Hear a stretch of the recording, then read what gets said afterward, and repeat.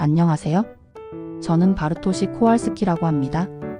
폴란드에서 왔고 도시계획과 치안 시스템을 연구해온 사람입니다. 처음 한국에 왔을 때 저는 솔직히 기대보다는 걱정이 더 컸습니다. 왜냐하면 저는 너무 많은 도시를 봤거든요. 겉으로는 화려하지만 밤이 되면 전혀 다른 얼굴을 드러내는 곳들을요. 바르샤바, 부다페스트, 베를린. 제가 일했던 도시들은 모두 역사가 깊고 문화가 풍부한 곳이었지만 동시에 밤의 불안이 일상이 된 곳이기도 했습니다. 저는 20대 시절 퇴근길에 골목에서 강도를 당한 적이 있습니다. 그때 주변에 사람이 있었지만 아무도 나서지 않았어요. 그 이후로 저는 공공의 안전이라는 것에 대해 회의적이 되었습니다. 기술이 발전해도 시스템이 갖춰져도 결국 사람의 마음이 따라주지 않으면 무용지물이라고 생각했거든요. 그래서 한국에 오기 전 저는 이렇게 생각했습니다. 한국도 결국 비슷하겠지. CCTV가 많고 경찰이 많아도 밤거리는 여전히 조심해야 하는 곳일 거야. 하지만 비행기에서 내려 서울의 야경을 봤을 때 묘한 느낌이 들었습니다. 불빛이 많았지만 시끄럽지 않았고 밝았지만 눈부시지 않았습니다. 마치 도시 전체가 하나의 조명 디자인처럼 정돈되어 있었어요. 그리고 그 빛 속에서 사람들이 자연스럽게 걷고 있었습니다. 저는 택시기사에게 물었습니다. 밤에 이렇게 사람들이 많이 다니나요? 기사는 웃으며 대답했습니다. 여기는 밤이 더 안전해요. 저는 그 말을 믿지 않았습니다. 하지만 동시에 조금은 기대하게 되었습니다. 혹시 이 도시는 정말 다를지도 모른다고요? 출장 이틀째, 저는 서울 중심가에서 조금 벗어난 주택가 골목을 걷고 있었습니다. 시찰 일정의 일부였지만 사실 저는 혼자 걷고 싶었습니다. 도시의 진짜 모습은 관광지가 아니라 이런 골목에 있으니까요. 밤 9시가 조금 넘은 시각, 골목은 조용했지만 어둡지 않았습니다. 그리고 골목 모퉁이를 돌았을 때 저는 처음으로 그것을 봤습니다. 홀로그램 경찰관이었습니다. 실제 사람 크기의 투영 이미지가 골목 입구에 서 있었고 안전한 귀가를 도와드립니다 라는 문구가 함께 표시되어 있었습니다. 처음엔 황당했습니다. 이게 무슨 소용이 있을까? 하지만 저는 곧 주변을 관찰하기 시작했습니다. 홀로그램 앞을 지나가는 사람들의 표정, 상점 주인들의 태도, 그리고 무엇보다 그 공간의 분위기요. 놀랍게도 사람들은 그 홀로그램을 무시하지 않았습니다. 지나가면서 고개를 끄덕이거나 잠깐 멈춰서 확인하거나 심지어 어떤 할머니는 수고하세요 라고 인사를 하고 지나갔습니다. 저는 근처 편의점에 들어가 주인에게 물었습니다. 저 홀로그램 효과가 있나요? 주인은 50대 정도 되어 보이는 남성이었는데 웃으며 말했습니다. 있죠? 예전엔 밤에 취객들이 소란 피우는 일이 많았는데 저게 생기고 나서는 확 줄었어요. 사람들이 누군가 보고 있다는 느낌을 받는 것 같아요. 저는 그 말에 깊은 인상을 받았습니다. 기술 자체가 아니라 기술이 만들어낸 심리적 안정감이 작동하고 있었던 겁니다. 저는 골목을 더 걸었습니다. 그리고 또 다른 설치물을 발견했습니다. 이번엔 프로젝터 방식의 경고 표지판이었는데 사람이 접근하면 자동으로 이 구역은 CCTV로 보호되고 있습니다 라는 메시지가 나타났습니다. 단순했지만 효과적이었습니다. 그리고 무엇보다 사람들이 그것을 존중하고 있었습니다. 폴란드라면 이런 장치는 하루 만에 망가졌을 겁니다. 하지만 여기선 아무도 손대지 않았습니다. 저는 그날 밤 호텔로 돌아가면서 생각했습니다. 이 도시는 뭔가 다르다. 사흘째 되는 날, 저는 이른 저녁에 시장 근처를 걸었습니다. 오래된 상가가 늘어선 골목이었는데 그곳에서 한 노인을 만났습니다. 70대 후반쯤 되어 보이는 그분은 작은 철물점을 운영하고 계셨습니다.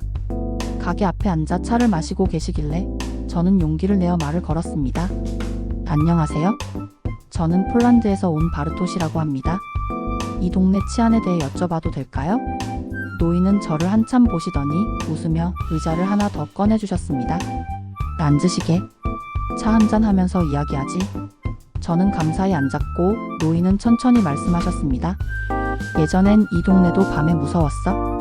내가 젊었을 때는 더 심했지. 전쟁 끝나고 나서 다들 먹고 살기 힘들 때니까 도둑질도 많았고 싸움도 많았어.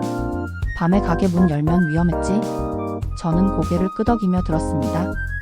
그 이야기는 제가 폴란드에서 들었던 것과 비슷했으니까요. 하지만 지금은 달라. 밤 11시에도 문 열어놓을 수 있어. 아이들도 밤에 학원 가고. 요즘 젊은이들은 이게 당연한 줄 알지. 하지만 우리 세대는 알아? 이게 얼마나 대단한 건지 저는 물었습니다. 무엇이 이렇게 바꿨다고 생각하세요? 노인은 잠시 생각하시더니 말씀하셨습니다. 글쎄, 경찰도 늘었고 CCTV도 생겼고 요즘은 저런 홀로그램도 생기고 그러더군. 하지만 그것만으론 안 돼. 사람들 마음이 바뀌어야 해. 서로 지켜주려는 마음.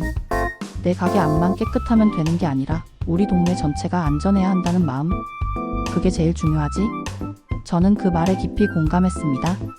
기술은 도구일 뿐이고 진짜 변화는 사람들의 의식에서 시작되는 것이니까요. 노인은 마지막으로 이렇게 말씀하셨습니다. 자네 나라는 어떤가? 저는 솔직하게 대답했습니다. 아직 갈 길이 멉니다. 하지만 한국을 보고 배우고 싶습니다.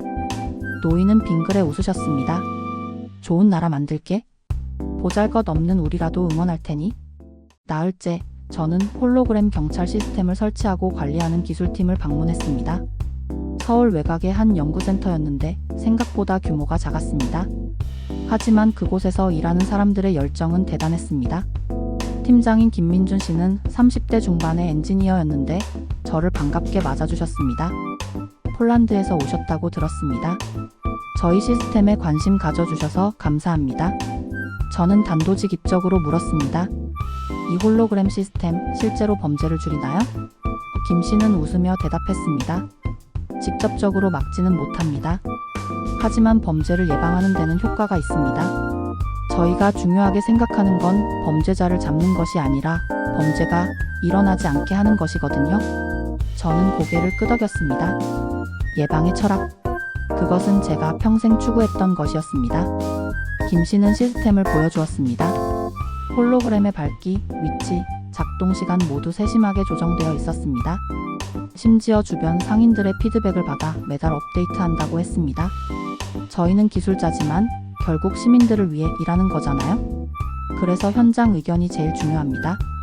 저는 젊은 기술자들이 밤늦게까지 시스템을 점검하고 데이터를 분석하고 개선 방안을 논의하는 모습을 보았습니다. 그들은 단순히 일을 하는 게 아니었습니다. 자신들의 기술이 누군가의 안전으로 이어진다는 자부심을 갖고 있었습니다. 김 씨는 마지막으로 이렇게 말했습니다. 바르토시 씨, 저희는 기계를 만드는 게 아니라 안심을 만들고 있습니다. 그 차이를 이해해 주셨으면 좋겠습니다. 저는 그 말에 깊이 감동했습니다. 기술이 사람을 대체하는 게 아니라 사람을 위해 존재한다는 것. 그것이 한국 기술의 본질이었습니다. 닷새째 밤, 저는 우연히 작은 사건을 목격했습니다. 홍대 근처의 한 골목이었는데 프로젝터 방식의 대형 설치물이 건물 벽면에 투사되고 있었습니다. 예술 작품처럼 보이는 공공미디어였지만 동시에 치안 기능도 겸하고 있었습니다. 밤 11시쯤 술에 취한 청년 하나가 비틀거리며 그 설치물 쪽으로 다가갔습니다. 그리고 손을 뻗어 뭔가를 만지려고 했습니다. 순간 자동 센서가 작동했습니다. 이 설치물은 공공재산입니다. 훼손 시 법적 책임을 물을 수 있습니다. 기계음이었지만 또렷했습니다. 청년은 당황한 듯 손을 거뒀습니다. 하지만 더 중요한 건 그 다음이었습니다. 근처 편의점 주인이 나와서 말했습니다. 야, 거기 손대지 마. 우리 동네 자랑이야. 지나가던 중년 여성도 한마디 거들었습니다. 술 마셨으면 집에 나가요? 청년은 머쓱한 듯 고개를 숙이고 자리를 떠났습니다. 저는 그 장면을 멀리서 지켜보고 있었는데 깊은 인상을 받았습니다. 기술이 견고했지만 진짜 효과를 낸 건 공동체의 눈이었습니다. 사람들이 자기 동네를, 자기 거리를 스스로 지키려는 의지. 그것이 진짜 안전을 만드는 힘이었습니다. 저는 그날 밤 호텔로 돌아가며 생각했습니다. 폴란드에서 제가 겪었던 그날 밤, 만약 주변 사람들이 이렇게 나섰다면 어땠을까? 기술도 중요하지만 결국 사람입니다. 서로를 지키려는 마음. 그것이 한국을 안전하게 만든 진짜 이유였습니다. 여섯째 날, 저는 서울의 한강을 걸으며 과거를 떠올렸습니다. 1995년 겨울 바르샤바. 저는 늦은 밤 퇴근길에 골목을 지나가고 있었습니다. 갑자기 누군가 뒤에서 저를 밀쳤고 지갑을 뺏으려 했습니다. 저는 소리쳤습니다. 하지만 주변 사람들은 그냥 지나쳤습니다. 아무도 나서지 않았습니다. 경찰이 오기까지 20분이 걸렸습니다. 그날 이후 저는 공공의 안전이란 환상에 불과하다고 생각했습니다. 하지만 여기 서울에서는 달랐습니다. 같은 밤 11시 같은 골목길. 하지만 분위기가 완전히 달랐습니다. 홀로그램 경찰이 서 있고 CCTV가 곳곳에 있고 무엇보다 사람들이 서로를 의식하고 있었습니다. 저는 깨달았습니다. 기술은 같을 수 있습니다. 하지만 그것을 어떻게 쓰느냐, 사람들이 어떻게 반응하느냐에 따라 결과는 완전히 달라진다는 것을요. 한국은 기술을 통제의 도구가 아니라 보호의 도구로 만들었습니다. 그리고 시민들은 그 기술을 신뢰했습니다. 왜냐하면 그 기술이 자신들을 위한 것임을 알았으니까요. 저는 한강 다리 위에 서서 서울의 야경을 바라보았습니다. 수많은 불빛. 하지만 그 빛은 화려함을 위한 것이 아니었습니다. 안전을 위한 빛이었습니다. 사람들이 편안하게 걸을 수 있도록, 밤에도 두려워하지 않을 수 있도록. 저는 생각했습니다. 만약 바르샤바에도 이런 시스템이 있었다면? 아니, 시스템만이 아닙니다.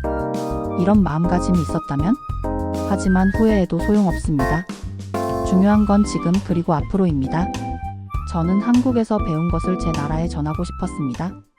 일주일째, 저는 마지막 일정을 마치고 혼자 시간을 보냈습니다.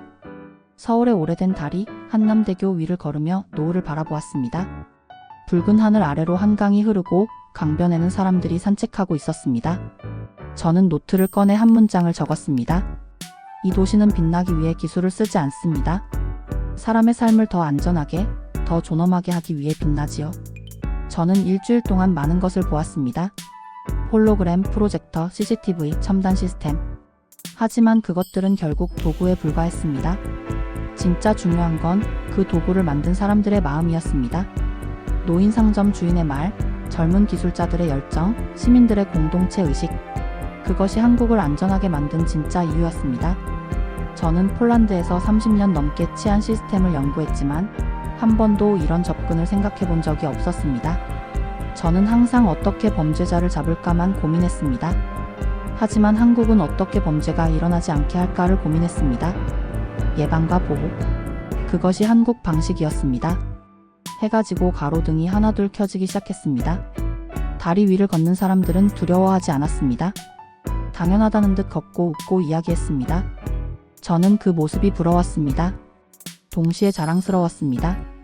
비록 제 나라는 아니지만 이런 나라가 존재한다는 것 자체가 희망이었으니까요. 저는 노트를 덮고 다리를 걸어 내려왔습니다. 마음속에 한 가지 다짐을 품고서 나도 내 나라에서 이런 변화를 만들어야겠다.